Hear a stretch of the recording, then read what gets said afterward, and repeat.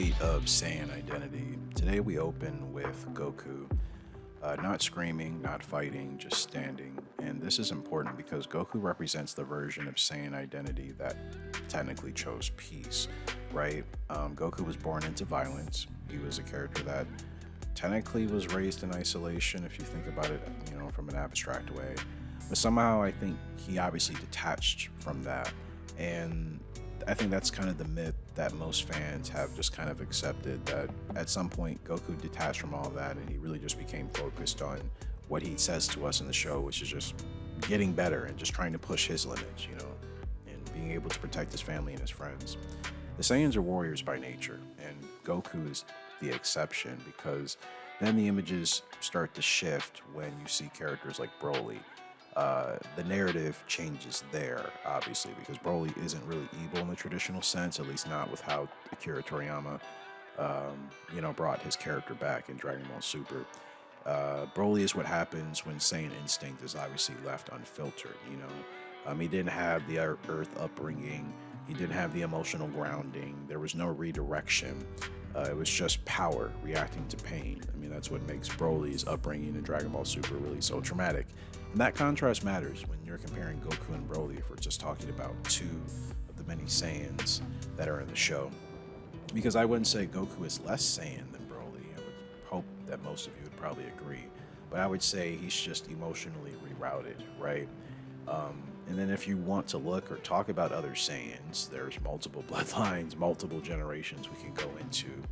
I think they all have this commonality of different expressions, but from the same origin. What I mean by this in a deeper context is that the Saiyan identity is not necessarily about aggression alone, right? I think the Saiyan identity throughout its history has been more about the response to trauma than just raw aggression by itself with no provoked means, right?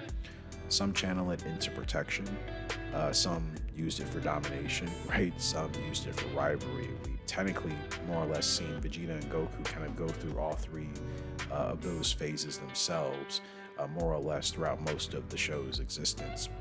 And that brings us to Vegeta. Vegeta is pride under pressure when it comes to this Saiyan tree that we have. And unlike Goku, Vegeta remembers what's taken from him personally. And unlike Broly, Vegeta does internalize these things instead of necessarily just exploding outward in a blind rage. In fact, he's rarely really done that. Vegeta stands with his arms crossed, not because he's calm, but because control is the only thing he really refuses to lose. And I think that's important, because now we see the younger generation of Saiyans, when you look at their sons, Goten, Trunks, Gohan, even the girls now, so on and so forth. They've all inherited this strength naturally, but some of them don't have the same emotional, scars. And I think that changes everything for the Saiyans, because if you're looking at the original Saiyans, well, they had to fight to survive extinction. And unfortunately, most of them in the long term of where we are now did not make it to that point. And then you look at the next generation of Saiyans, like Gohan, the kids, that have to fight to preserve peace. And if you want to even predate them, you can obviously say their parents, which would be Goku and Vegeta.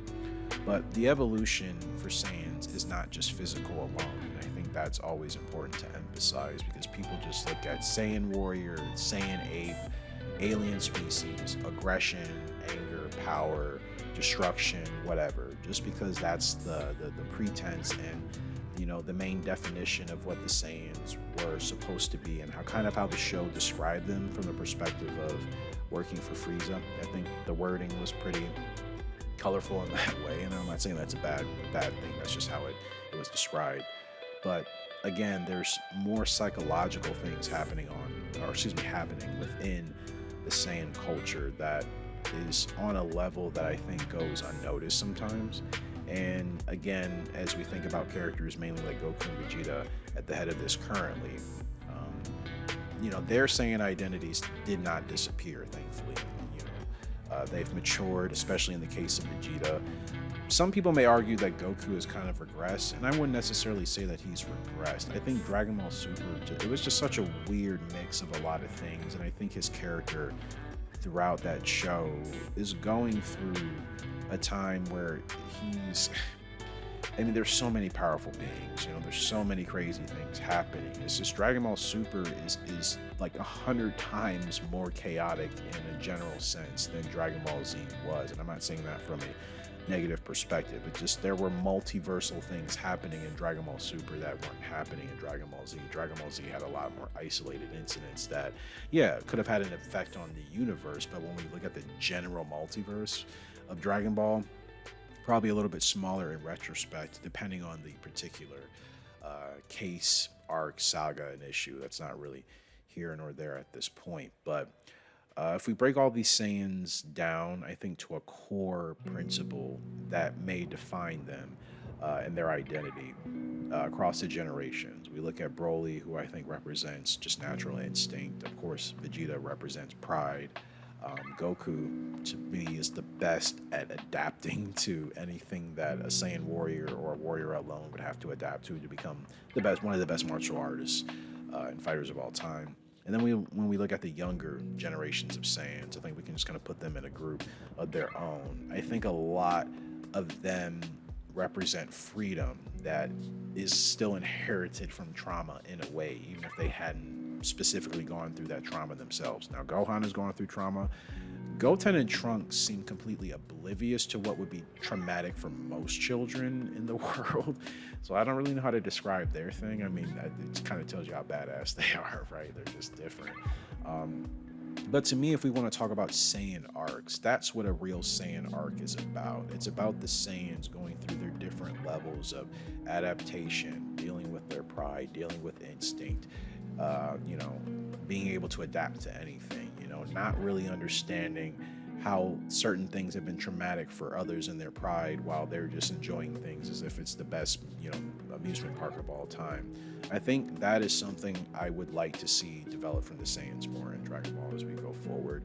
I'm not sure if that's going to happen, but you guys feel free to let me know yours, because in my opinion, when it's not just about power levels and it's not just about transformations alone, you see a warrior race that kind of, for better or for worse, can lose a war within itself, because there are so many different things that I think the Saiyans, unfortunately, kind of pushed themselves in a direction where extinction was more possible. Had they chose a more peaceful means of survival like the Universe 6 Saiyans did, well, you have a completely different survival scenario most likely playing out. You know what I mean? But I think one has to learn how to exist in a way. In the Universe 6 Saiyans, where Kabe is from, or Kabe in that universe, they learned how to exist and survive as Saiyans in a different way, completely different way as we've seen in the Universe